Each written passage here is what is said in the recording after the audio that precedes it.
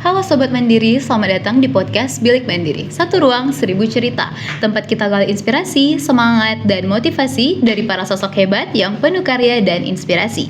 Hari ini kita akan membahas topik yang pastinya sangat relate nih untuk kehidupan kita, baik as a mahasiswa ataupun sebagai Gen Z yang hidup di dunia yang serba digital. Bersama aku Kanaya, di episode 25 kali ini kita akan membahas tentang media sosial, antara eksistensi dan etika. Nah, narasumber kita kali ini Gen Z loh. Beliau merupakan mahasiswa baru Politeknik Negeri Bali yang sudah eksis dan berkecimpung di dunia media sosial atau bisa juga dibilang sebagai content creator. Nah, tanpa berlama-lama lagi, mari kita sapa narasumber kita kali ini. Halo Kak. Kita mungkin perkenalan dulu aja ya. Mungkin bisa perkenalan nama, dari jurusan mana, prodi apa, semester berapa, atau statusnya juga boleh. Oke, halo teman-teman semua ya. Perkenalan aku Dandi. Sebelumnya aku adalah first runner up Duta Pariwisata Bali tahun 2025. Nah, aku mahasiswa baru dari Politeknik Negeri Bali dengan jurusan Administrasi Bisnis dan juga prodi D4 Bisnis Digital. Jadi maba banget gitu rasanya di MB ya. Prodinya apa tadi? Bisnis digital ya? Oh, sama dong kita bener. berarti. Semester 1 gimana nih anak mahasiswa semester 1? Udah mulai kerasa belum kehidupan sebagai mahasiswanya? Masih aman lah? Masih aman lah? Masih aman? Belum dikejar deadline? Udah. Udah ya? Apalagi anak bisnis digital ini harus semangat-semangat, harus siap-siap dikejar deadline. Karena kalau anak bisnis digital itu bukan kita yang ngejar deadline, tapi deadline yang ngejar kita. Benar banget. Nih, oke. Tadi sebelum kesini udah dari pagi di kampus atau dari kosan atau dari mana? Kos teman sih. Dari kos teman, numpang ya, balik lagi kayak kita dikejar deadline. Datang ya, oke. Nah, kita langsung masuk aja ya di topik kita kali ini. Nah, siapa sih yang nggak punya media sosial ya zaman sekarang? Kayaknya jarang banget ya kalau orang terus nggak punya media sosial. Karena setahu aku nih, kalau kita lihat-lihat, ada yang bangun tidur udah ngecek WA, udah ngeliat story Instagram temen, udah nge-scroll TikTok dulu baru minum. Kakaknya gitu juga nggak? Iya lagi. Jadi bangun pagi langsung ngecek HP, media sosial, baru misalkan kesibukan. Nah, tapi kalian setuju nggak sih kalau di satu sisi media sosial ini tuh bikin kita nunjukin diri, tapi di sisi lain juga gampang banget nih bikin orang salah langkah kalau kita nggak hati-hati. Nah, untuk itu ayo kita langsung masuk aja nih ke pembahasan tanpa lama-lama lagi ya. Nih, oke, kita mulai dari pertanyaan yang paling simple nih Kak. Nih, kalau dari Kak Dandi sendiri nih, menurut Kakak media sosial itu buat mahasiswa kayak kita ini, buat zaman sekarang nih, itu kayak kebutuhan primer atau cuman sekedar kayak hiburan aja sih Kak? Menurut aku sekarang sosial media mengikuti perkembangan aja ya. Itu kayak udah jadi suatu hal yang kebutuhan kita sehari-hari deh. Kayak tadi contohnya baru bangun tidur udah lihat HP, lihat sosmed lagi kayak gitu-gitu. Itu sih sebenarnya nggak cuma hiburan aja, karena menurutku sosmed itu juga jadi tempat belajar juga sih. Sekarang tuh Gen Z tuh apa-apa tuh nyari di sosmed, bahkan kita dosen pun kalau ngajar nggak ngerti kita pasti nyari di sosmed, tutorial gimana di TikTok, itu paling spesifik TikTok. Sekarang apa semua tuh ada TikTok. Jadi menurut aku sih itu kebutuhan utama mahasiswa juga, dan bagaimana cara kita manfaatinnya aja sih. Jadi kayak udah kayak kebutuhan ya udah kebutuhan primer, udah bukan kayak kebutuhan sekundari atau kayak cuma buat hiburan aja, udah enggak ya, udah enggak relate ya. Oke. Kalau tadi kita bicara tentang media sosial nih, sekarang kita mulai masuk di bagian etika. Ini soalnya menurut aku ini tuh kayak sangat-sangat menarik. Nah, menurut Kak Dandi ini, kenapa sih mahasiswa itu kayak harus ngerti banget etika bermedia sosial? Karena kan apalagi kalau kita lihat sekarang nih, apa-apa tuh kayak gampang banget viral. Kita dikit aja viral gitu. Kalau dari Kak sendiri gimana sih? Balik tadi sih yang kakak bilang, sedikit-sedikit viral. Kita nggak tahu di detik sekarang pun kita bisa viral cuma gara-gara hal kecil. Jadi etika itu penting banget sih, dan juga personal branding di sosial media itu juga penting. Kalau nggak beretika baik di sosmed, gimana personal brandingnya?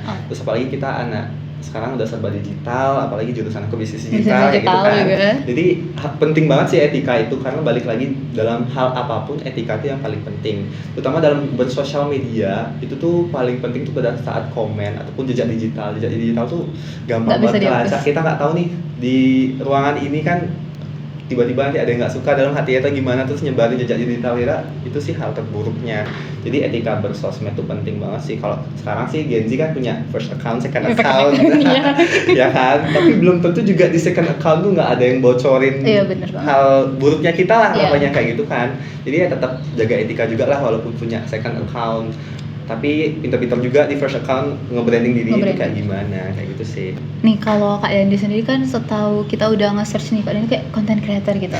Nah di pengalaman kakak nih, kakak ada nggak sih kayak misalnya udah bikin konten, udah di-upload tapi kayak ngerasa aduh kayaknya ada yang salah nih dari konten aku, kayak menurut kita tuh kayak melanggar etika nggak ya, entah itu ya kayak tanpa sengaja mungkin kita keceplosan atau di kegiatan kita atau apa yang kita lakukan, pernah nggak sih kakak ada yang kayak gitu? Bukan pernah lagi ya, sering mungkin. Ya mungkin semua content creator juga mengalami hal tersebut. Kalau dibilang content creator, aku masih content creator yang pemula lah anggapannya ya, cuman kayak beban itu juga udah berasa kayak gitu, apalagi pressure dari orang-orang, dan ketika bahas tentang kesalahan dan lain sebagainya itu tuh ke pressure banget sih jujur, karena kayak gimana ya cara ngatasinnya, kok bisa atau nggak simpelnya itu kayak ngebandingin diri sama orang lain gitu deh, apalagi memaksakan diri untuk ikut tren itu tuh paling jelek sebenarnya. Rasa nggak enak itu lebih gimana gitu, kayak aduh si A udah ngikutin tren banget sedangkan aku belum. Kayak gitu. Itu sih kepikiran awal-awal, cuman sekarang udah lebih enjoy aja sih, kayak ya udah let it flow aja. Santai aja. Nggak ada yang ngejar kok sebenarnya. Kayak cuman dari diri kita aja ya yang kayaknya ada yang ngejar nih. Oke, so kalau dilihat nih sekarang kan banyak mahasiswa yang udah nyemplung nih jadi content creator, apalagi kayak di PNB, kalau nggak di mana-mana tuh kita bisa kayak orang ngangkat HP tuh kayak nge-vlog gitu. Kalau dari kakak sendiri nih, kapan sih kakak apa sih yang bikin kakak kepikiran kayak oke nih aku mau jadi content creator atau aku mau nyemplung nih di bagian ini, mau coba bikin konten gitu? Oke, anggapannya ke titik balik deh ya, kenapa memutuskan jadi content creator. Itu sih pertama gara-gara balik lagi sih, kayak yang awal gara-gara scroll TikTok ngeliat orang-orang kayak kok dia cuma nge-vlog dapat uang ya. Kan pengen juga gitu rasanya, kayak gampang deh, ternyata enggak. Habis nyemplung wow, berat juga ternyata. Tapi kalau di cerita awal mula sih, titik baliknya yang benar-benar menguatkan aku untuk jadi content creator tuh pada saat awal-awal ikut Duta Pariwisata Bali sih jujur. Karena kita sebagai Duta Pariwisata itu kan dituntut sebagai brand ambassador yang bisa mempromosikan tempat pariwisata, mau nggak mau ya buat konten. Paling gampangnya kan kita pakai sosmed juga. Jadi dari sana sih awal titik baliknya aku akhirnya memutuskan jadi content creator sampai sekarang. Yang mungkin awalnya cuma fokus ke promosiin tempat pariwisata atau cafe or something. Sekarang juga udah kegiatan kesehari-hari gitu sih mulainya. Jadi kayak ya lebih santai aja lah, nggak yang terlalu fokus. Jadi nggak terlalu mikirin kayak minggu ini ke tempat ini, minggu ini ke tempat ini, nggak. Jadi sekarang lebih enjoy the moment aja sih. Beda ya. Keren-keren sih, kayak merasa terpanggil gitu ya, kayak ngelihat orang gitu kayak mereka bisa, kayaknya aku juga harus bisa nih gitu. Nah mungkin bisa dicoba nih buat sobat mandiri yang mau kayak kakaknya, kalau merasa punya kayaknya aku punya ide deh, kayaknya aku lumayan kreatif deh, bisa nih dicoba kayak kakaknya. Lumayan kan kak itunya? Lumayan ya, apa gratis lumayan. Lumayan deh, mumpung loh kayak anak kosan gitu kan, apa-apa gratis, mahasiswa kayak siapa yang nggak mau gitu ya.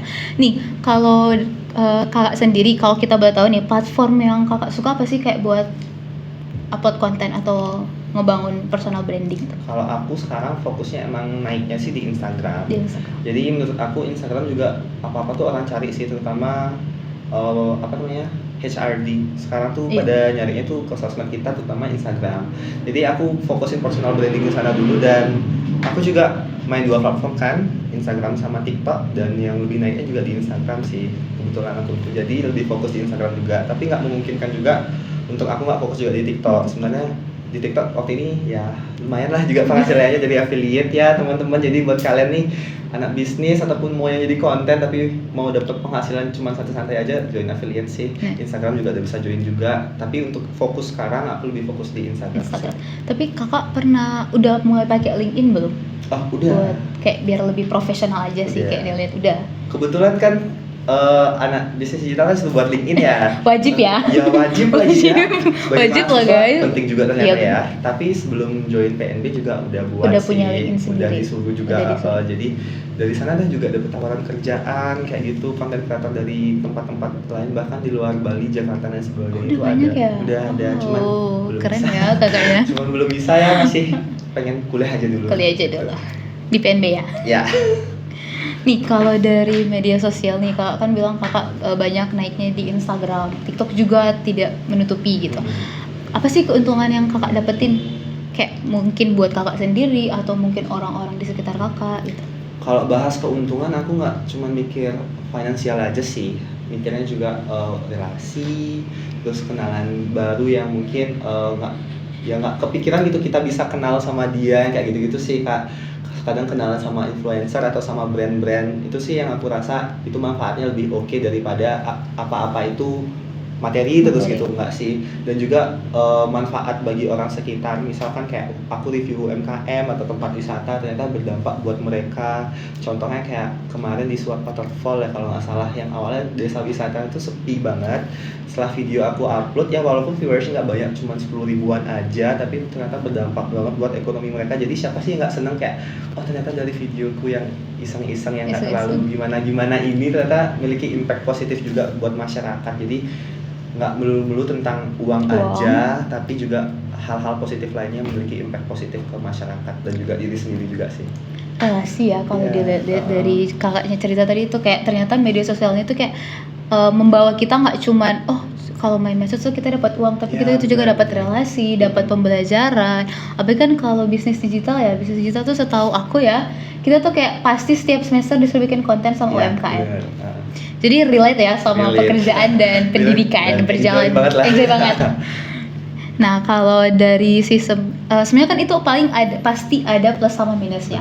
Itu mungkin dari plusnya dapat relasi, dapat hubungan yang baik, dapat banyak lah yang kita dapatkan. Tapi kalau dari minusnya nih, menurut kakak apa sih hal yang justru bikin kayak nggak enak nih sebagai pengguna media sosial atau sebagai pekerjaan kakak yang sekarang? Sebelumnya aku kan juga udah pernah kerja jadi content creator di salah satu perusahaan event equipment rental di Bali, dan itu juga perusahaannya besar. Kalau dibilang tentang hal yang kurang oke lah dari sosmed itu sih, kita harus yang namanya cepat beradaptasi sama tren. Jujur itu tertekan banget karena balik lagi ya kayak gimana ya, kayak kalau tren itu tidak aku banget tuh, kalau dipaksa join ke sana tuh kayak susah gitu. Jadinya itu sih tantangannya, sama pressure dari orang-orang juga, misalkan kayak entah itu followers atau bagaimanapun pasti kadang ngechat kayak atau nggak DM dan biasanya kok nggak upload konten dan lain sebagainya. Tekanan itu sih yang bikin kayak malah jadinya negative thinking terus gitu rasanya, kayak kok gini ya, atau nggak dapat hate comment. Sebenarnya kalau jadi content creator tuh harus siap sama hal tersebut sih, terutama mental. Tapi kalau masalah hate comment itu sekarang aku udah bisa atasi karena udah balik lagi, udah ada filter comment juga kan, walaupun ada hate comment tapi nggak muncul di beranda kita dan aku nggak ngeliat. Jadi tapi awal-awal pasti pernah dapat hate comment dan down juga. Cuman aku nggak terlalu berlarut-larut lah, masih muda juga, nggak usah lebay banget dah, biar nggak dibilang mental tempe ya. Nanti dibilang Gen Z. Apalagi Gen Z kan dikira-kira bilang mentalitas, mentalnya ini gitu. Enggak kok, siapa yang bilang gitu? Buktinya kakaknya bisa kok, ini guys bisa. Tapi pas awal-awal nih kakak sebagai content creator gitu, terus kata kakak tadi kan mungkin ada tren yang trennya tuh kayak naik banget tapi nggak kita banget. Nah cara kakak ngatasinnya itu gimana sih? Apalagi kan kayak tuntutan pekerjaan mungkin atau dari followersnya. Biasanya kalau aku nggak cocok sama tren itu, balik lagi ya, kita problem solving, kita cari solusi lain tapi yang masih nyambung sama trennya juga. Jadi ya udah sebisanya kita aja, asalkan konten itu juga tetap menarik. Tapi jujur kalau konten mau naik itu bukan masalah ikut tren aja, sekarang algoritmanya kayak gitu. Kalau bisa kamu yang ciptakan trennya itu sendiri, sebenarnya inovasinya kan kayak gitu ya.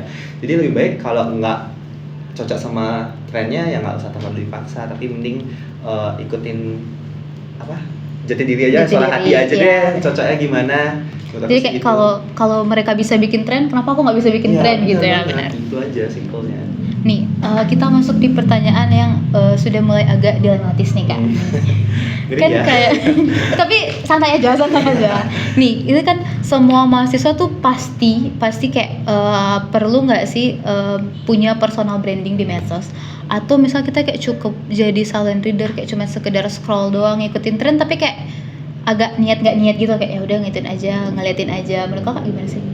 Menurut aku sih jadi mahasiswa personal branding di sosmed itu penting ya, terutama kalau kalian emang nggak bisa di sosmed kayak TikTok atau Instagram, LinkedIn itu benar-benar worth it banget buat masa depan sih jujur. Karena aku aja yang pengalaman nggak sebanyak itu, tapi ada kok perusahaan-perusahaan yang menawarkan dan sebagainya. Dan LinkedIn itu jadi tempat kalian itu menunjukkan value kalian, sejauh mana sih kalian dan nilai apa sih yang kalian bawa kayak gitu. Dan value apa yang kalian bisa berikan ke masyarakat atau enggak perusahaan kayak gitu. Dan kalau masalah personal branding itu sendiri, simpelnya sih mulai aja dulu, karena sekarang jujur aku introvert awalnya. Aku nggak bisa ngobrol sama banyak orang, bahkan kayak gini tuh nggak bisa awalnya. Terus? Tapi akhirnya ya ngobrol aja sama kaca dulu, habis baru deh sama kamera, habis belajar ngedit dan sebagainya. Akhirnya lama-lama tuh mulai terbiasa, dan hal itu sih yang harus digali. Balik lagi sebagai mahasiswa, kita nggak boleh diem aja, kita udah bukan siswa lagi gitu kan, yang bilang kan kita udah ada maha. Kita udah di atasnya, jadi kita harus lebih explore diri sendiri lagi, karena yang menentukan kesuksesan atau jalan itu ya kita sendiri, bukan orang lain. Benar sih, benar. Tempatnya itu udah ada, tinggal kita yang menggapai tempat itu juga. Nyari tempatnya itu kita yang nyari, nggak mungkin dong tempatnya nyari kita ya. Ih, keren banget ya jawaban kakaknya tuh, kayak agak wow gitu. Nih, jadi poinnya tuh dimulai aja dulu ya Kak. Maksudnya kayak nggak usah mikirin dulu apa sih yang nanti benefit yang aku dapetin. Yang penting mulai aja dulu, bangun aja dulu personal branding kita nih. Bisa ditiru nih untuk sobat mandiri yang ada di rumah atau yang sedang nonton podcast kita. Nih, kalau misalnya nih Kak, ada mahasiswa yang lagi pengen bikin konten tapi masih ragu. Nih, kira-kira apa sih tips atau pesan semangat dari Kakak buat mereka? Kalau aku sih balik lagi yang kita bahas tadi ya, mulai aja dulu, dan jangan terlalu peduli omongan teman-teman deh. Misalkan teman-teman kamu bercanda ini, wow udah jadi content creator nih sekarang, atau bahasa sekarang anjay udah jadi content creator kayak gitu kan. Jadi kayak ya jangan terlalu dihirauin banget lah, anggap itu bercandaan yang mengapresiasi diri kamu aja kayak gitu. Jadi mulai aja dulu, hal-hal kecil itu tuh pasti akan membentuk hal besar di kedepannya lah kayak gitulah. Semua itu kan dari hal kecil juga, nggak mungkin dong tiba-tiba langsung jadi pemenang. Itu tuh nggak banget sih. Bahkan semua content creator sukses pun juga berawal dari kecil, jadi kamu juga harus berawal dari nol juga. Nggak ada yang mulai dari 100 langsung gitu. Menurut aku sih mulai aja dulu dan pede aja dah. Pede aja dulu. Pede aja dulu. Kalau nggak pede nggak bisa. Nggak bisa, benar. Oke, nih kita kalau tadi tentang tipsnya, gimana sih caranya biar kita bisa juga sama kayak kakaknya tuh, kata kakaknya mulai aja dulu, itu udah ditekanin berkali-kali juga sama kakaknya. Nah, sekarang kita masuk di etika nih, karena kan itu tadi mungkin tips buat kontennya, sekarang ke etikanya, karena kan jaga etika di medsos itu agak tricky ya. Kayak kita nggak tahu nih, kayak kakak tanya tadi udah sempat singgung, kita nggak tahu konten kita yang mana yang bakal viral, ya kan? Menurut kakak apa sih tantangan paling besar kayak untuk buat tetap beretika di media sosial? Tantangan paling terbesar sih balik lagi yang menanggapi suatu hal di sosial media, apapun itu topiknya, alangkah lebih baiknya kita tuh kayak mikir dulu deh, jangan langsung ceplas-ceplos kayak gitu. Walaupun sekarang juga banyak tren viral tuh ya berawal dari ceplas-ceplos juga kan, cuman kayak balik lagi, apakah ceplas-ceplosmu itu menyinggung banyak orang atau apakah memiliki dampak yang negatif ke banyak orang. Alangkah lebih baiknya nggak kayak gitu. Jadi balik lagi sih, berpikir terlebih dahulu baru deh melakukan kayak gitu. Kalaupun jadi content creator, kadang emang iseng-iseng aja kan, siapa tahu viral juga, sama juga kayak gitu. Jadi kita nggak tahu algoritma atau nggak kapan kita viral itu, ya kita nggak ada yang tahu. Tapi balik lagi, lihat juga apakah video itu atau hal yang kalian lakukan itu layak untuk di-upload ke sosmed atau enggaknya sih. Jadi layak itu bukan tentang bagus atau tidak, tapi tentang etika. Balik lagi, etikanya oke atau enggak, itu sih menurut aku. Bagus banget ya. Jadi kayak kita harus tahu gini tuh, kayak nggak cuma sekedar viral aja, tapi kita juga harus memikirkan ke depannya, karena kan kayak kita nggak tahu ya apa yang akan terjadi ke depannya gitu. Apalagi sekarang banyak nih konten yang viral yang malah diikutin sama klarifikasi, ya kan? Kayak bikin konten dikit viral, tapi ujung-ujungnya klarifikasi lagi, agak tricky ya emang kalau kita ngejaga etika itu di sosial media itu kayak emang benar-benar tricky. Nah, terus kalau menurut kakak nih, biar kita tetap eksis, gak kebablasan lah ceritanya, gimana sih caranya biar kita tuh bisa tetap tampil oke, tetap tampil sopan, tapi kayak gak terlalu kelihatan gimana ya, jadi kayak kita bisa tetap tampil oke lah di sosial media. Kalau bahas tentang eksis, bukan semena-mena tentang viral aja sih kalau menurutku ya. Eksis itu konteksnya itu besar banget, jujur. Kalau dibilang eksis, aku lebih suka dibilang eksis itu maksudnya memiliki impact positif ke depannya. Kayak kamu dikenal sebagai orang yang seperti apa, bukan sebagai orang yang viral habis itu redup, itu enggak. Lebih baik punya eksistensi yang berbeda gitu, maksudku setiap orang kan memiliki keunikan masing-masing kan. Jadi untuk eksistensi sendiri itu sih bukan semena-mena tentang viral dan enggaknya, tapi tentang branding kamu seperti apa sih eksis itu. Misalkan kayak aku brandingnya sebagai content creator, fotografer, duta pariwisata dan sebagainya, itu tuh udah termasuk eksistensi yang udah dikenal sama orang. Misalkan oh dia content creator, oh dia duta pariwisata, kayak gitu-gitu. Itu sih eksistensi yang nggak cuman viral aja, tapi juga memiliki nilai yang lebih gitu rasanya, ada value-nya yang kamu bawa. Jadi eksis itu bukan tentang viral, habis itu besok enggak, atau enggak besoknya klarifikasi, itu enggak ya kayak gitu sih. Viral tarif. Ya, eksis itu kalau simpelnya itu kayak kalau kalian lihat artis-artis zaman dulu, itu tuh pasti anggapannya masih eksis sampai sekarang. Siapa sih nggak kenal artis A, misalkan Raffi Ahmad, siapa sih nggak kenal Raffi Ahmad, siapa sih nggak kenal Olga. Itu kan artis sudah lama gitu, tapi kayak masih dikenal sampai sekarang. Itu sih eksistensi yang tertanam dalam banyak orang yang ketika mereka udah tahu kamu siapa, value yang kamu bawakan apa, kayak itu sih. Eksistensi itu nggak cuma viral aja, tapi juga tentang nilai diri kamu sendiri sih. Jadi eksis itu nggak cuma tentang viral ya Kak, tapi value yang kita bawa, yang kita perkenalkan di dunia luar, apalagi di media sosial. Nah kalau dari Kakak sendiri, gimana sih cara mempertahankan kayak eksistensinya Kakak? Karena kan kayak ada yang viral tiba-tiba redup, viral lagi redup lagi. Nah kalau Kakak gimana sih biar dia tuh kayak rata atau naik gitu?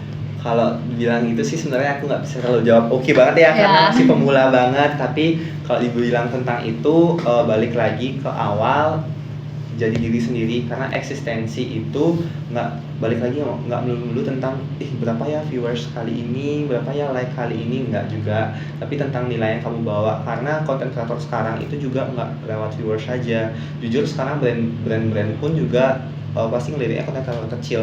Karena balik lagi sekarang orang-orang lebih percaya simpelnya sama Hanes review gitu ya. Kita sebagai content creator kecil tuh ngerasa kayak dianggap banget nih, kita diajak nih, dihargai banget. Jadi kalau dibilang untuk mempertahankan itu ya cukup kamu konsisten upload video. Kalaupun nggak konsisten, kayak aku sekarang kan nggak terlalu konsisten banget ya, udah lagi sibuk-sibuknya jadi maba gitu. Udah mahasiswa ya. Tapi bukan konsisten cuma upload aja, tapi juga konsisten mempertahankan jati diri juga, branding apa yang kita terus bawa itu sih yang harus dipertahanin.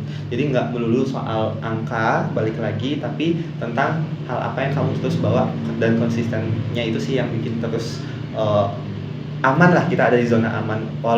Kalaupun juga nggak ada di zona aman, itu pasti juga balik lagi kita harus mikirin bagaimana sih cara menanggulanginya hal itu. Karena sebagai content creator tuh jujur kita hoki-hokian lah ya, nggak tahu juga ya kapan naik, kapan turun, terus kapan kita dihujat, dan kapan enggak gitu. Udah jadi makanan ya. Tapi kita harus tahu cara menyelesaikan masalahnya itu. Cuman balik lagi ya, kalau yang namanya mau eksis konsisten, kamu harus mempertahankan personal branding awalmu.